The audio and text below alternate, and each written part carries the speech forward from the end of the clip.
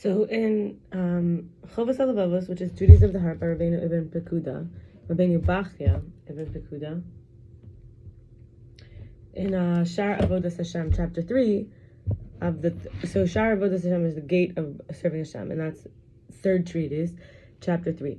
So these are the benefits of understanding versus avoda, as avoda, which is a work, as a worship, as service, versus Torah study. 1, it's to Hashem alone, and there's no hypocrisy to your fellows, no hope for reward, no fear of punishment. 2, there's a holistic devotion, voluntarily giving your whole self without holding back because of wanting more than you gave due to the hope for reward and fear of punishment. In other words, what are we understanding here? We're understanding that the benefits of, we're going to go through both sides, but here we're saying, what are the benefits of understanding as work, as a worship, rather than as learning Torah? So 3, thoughts and feelings that are hidden inside the heart have a greater impact on all that one uses the external limbs for, and to do more than using the external limbs to do things, rather than motivated by the internality. 4, there's a seed planted by the Torah study, which is cultivated and leads us to understanding. That's the fruit that is produced in Hashem's name, or for the sake of heaven. 5, while there are 613 limited commandments, understanding leads to limitless possibilities, and to perceive and to perform. And improving constantly, endlessly, really. When we understand, we can get help from Hashem, which is supernatural strength, versus using our own capacity at that moment.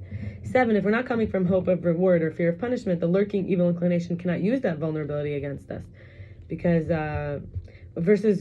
cannot use it against us where we are a victim to temptation and avoidance by its persuasions. And now we're going to go on the opposite side. So this is still Chovos halevovos. We call it Shar Avodas Hashem, the portal or the gate of serving Hashem.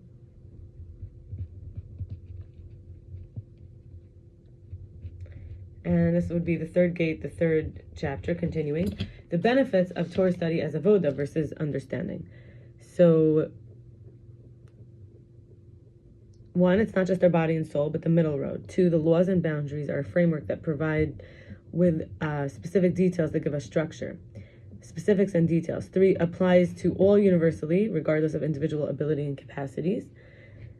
4, in special circumstances of special favor, there are specific requirements of obligation upon us that are spelled out. For example, because God did this, now we have to do this. 5, Torah prepares us through the polarity of hope for reward and fear of punishment for understanding. A, chinuch, or education and training in youth. B, restraining passions. C, frivolous and superficial person needs their intellect strengthened so they can control themselves. And D, guidance for what would otherwise be impossible to endure. 6, Torah, which means instruction or a lesson or a guidance, or the truth.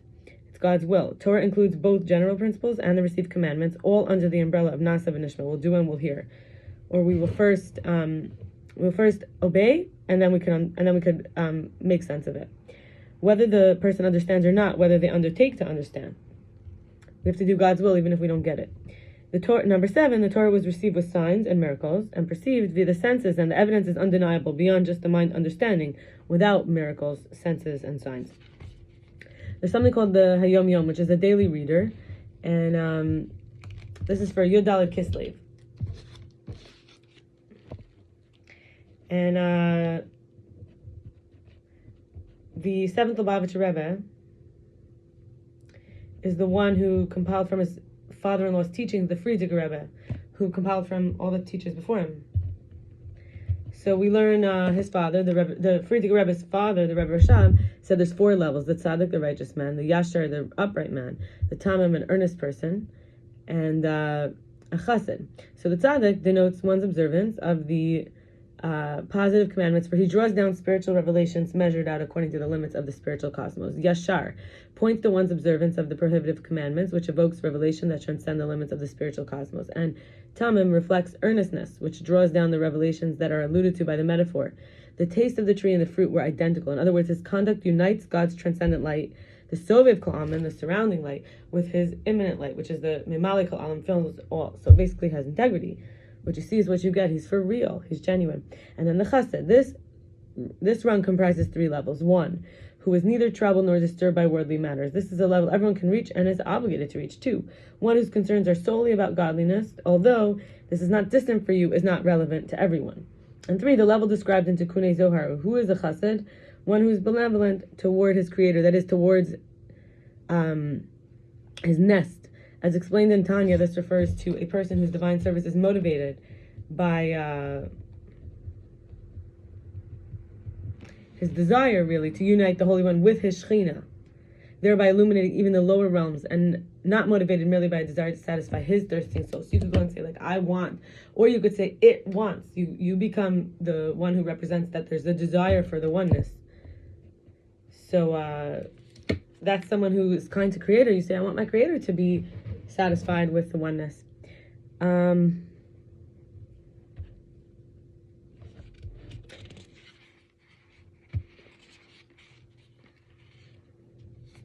Sharing now from Sefer Yetzirah, and then from, we'll do Rashi first, and then we'll do Sefer Yetzirah. So 2 more sources today from the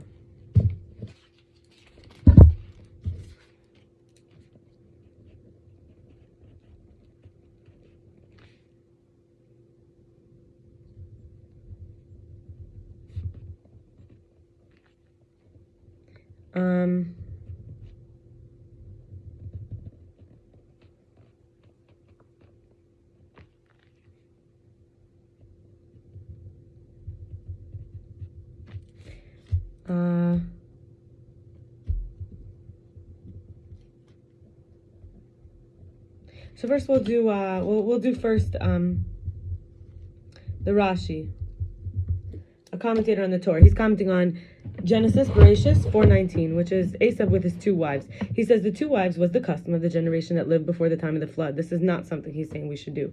He says one wife was for childbearing and the other was for frivolous companionship and charm.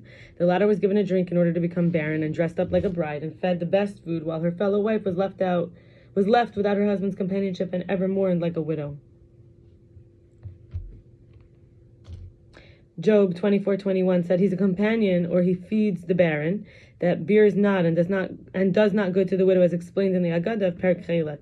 So the fact that Esav took 2 wives indicates he had these intentions. In other words, they were not trying to give birth. They were not trying to procreate, which is the first commandment of the Torah. They were actually just trying to enjoy, and they were using a woman and taking away her femininity. And Sefer Yetzirah, okay. The Baraita, according to Shmuel HaKatan, Sefer Yetzirah is the first Kabbalistic text said to be from Abraham, and if not Abraham, then the first man, which was Adam. So Saturn is about poverty, destruction, internal injury, sickness. Mars is blood, wickedness, strife, war, and hatred, jealousy, external injury. Jupiter is connected to life, peace, joy, religious feelings, prosperity, wealth, political advance. Venus is connected to grace, love, lust, children, and fruitfulness. Mercury is connected to wisdom, skill, writing, and language. The sun is connected to light, darkness, work, travel, exile, and accomplishment. The moon holds the keys to heaven and earth. It's a surrogate for good and evil. And in order of the furthest distance from Earth, you have Saturn, Jupiter, Mars, Sun, Venus, Mercury, and the moon. And the influences of the planets does not depend on the sky's position, but on the hour of the day. In Genesis 1:14 to 1:19, it says the planets were made on the 4th day, so that's Wednesday. 6 p.m. is the first hour, which is Saturn. 7 p.m. is second hour is Jupiter. 8 p.m. is third hour is Mars. 4th hour is 9 p.m. The sun. 10 p.m. the 5th hour is Venus. 11 p.m. the 6th hour is Mercury. 12 a.m. the 7th hour is the moon, and the ordering found in the eve of Wednesday. So each planet dominated the hour which it was positioned, and after the first 7 hours, that dominance began with a new cycle of the planets in the same order. The 7-hour cycle continues throughout the week, and it's the same every week. It's immediately noticed that the first hour of each evening is dominated by a different planet in the following order. Sunday is Mercury, Monday, Jupiter. So this is the first hour, starting at the first hour, which we're counting as the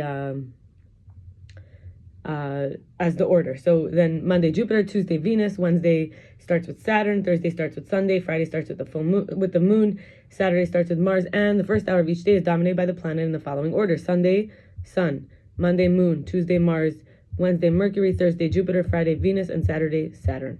The name of each day associated with the planet that dominates its first hour in the morning. Thus, Sunday by sun, Monday by moon, and Saturday by Saturn. In Hebrew, Saturn is called Shabtai, which is Shabbos. The Romans originally named the days after the planets dominating their first hours. In French, Tuesday is Mardi for Mars, and Wednesday is Mercredi for Mercury, and Thursday is Judy for Jupiter, and Friday is Vendredi for Venus. The planet that dominates the first hour of the day or night is said to dominate that entire period. That's all for today. It's actually from yesterday. I'm about to do another video for Thursday. This is the video for Wednesday. All the best. Bye.